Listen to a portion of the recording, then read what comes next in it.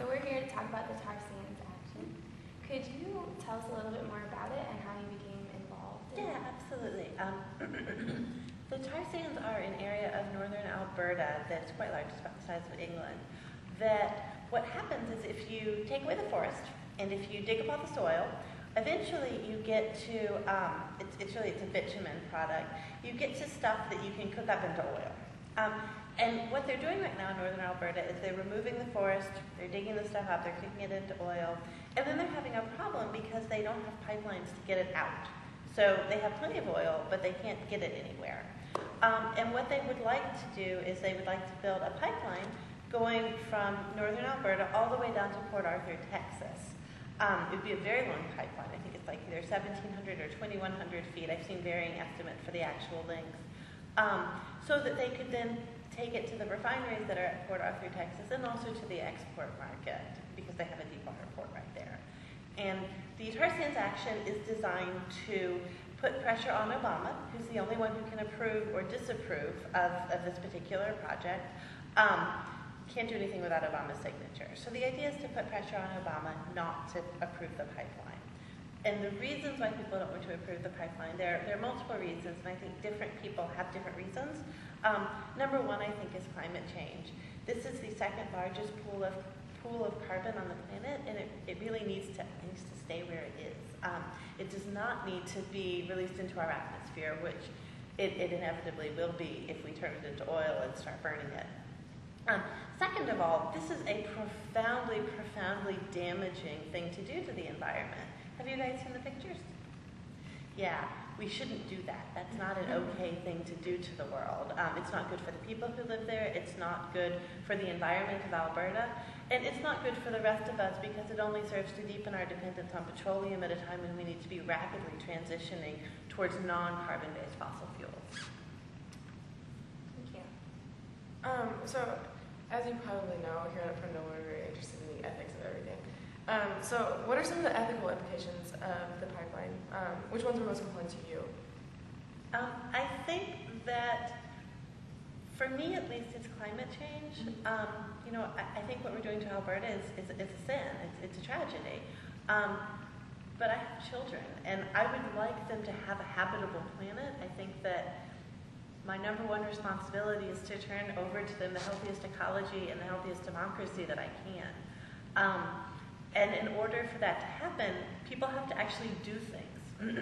Sitting around and talking about, the oil companies should stop doing this isn't going to make them stop. I think we have generations at this point of evidence that if you want powerful institutions, powerful individuals to stop doing things, the tactics of nonviolence, nonviolent protest, are the ones that have been proven to work.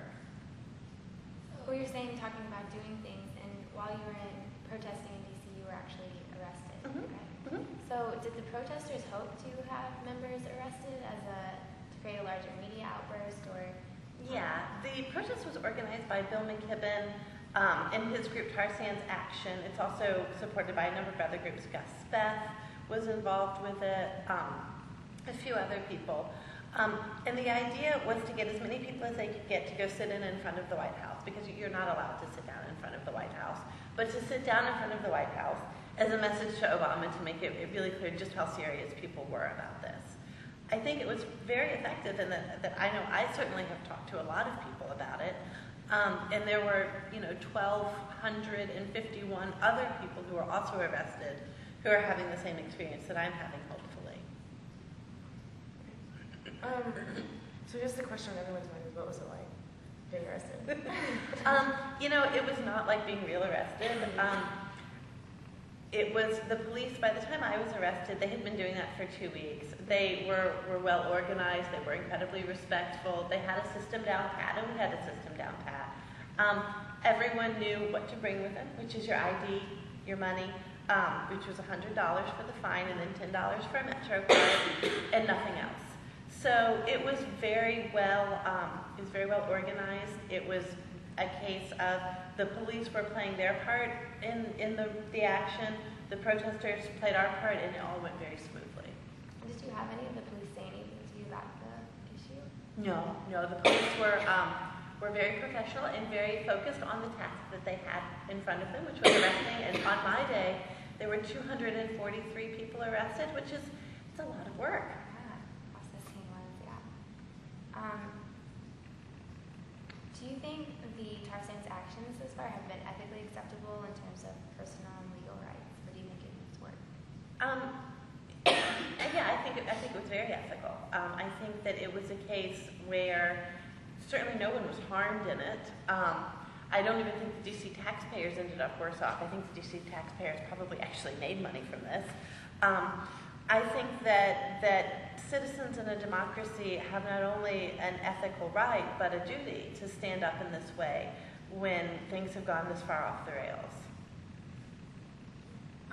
Lots of times with issues that kind of straddle the fence like this, there are times when, sometimes you see a person take a step too far. Have you had any experiences that have made you second guess your involvement? No, I think that in this particular case, the Tar Sands protest is something that was largely composed of very dedicated young people and then a lot of people who were older professionals and academics. There was not sort of a young rowdy contingent of this protest at all. These were people who had carefully thought and discussed what they were doing. They were people who had come to DC with a very clear mission, a very, very clear goal, and everyone participated very respectfully, very solemnly, and everyone understood this is a duty of citizenship.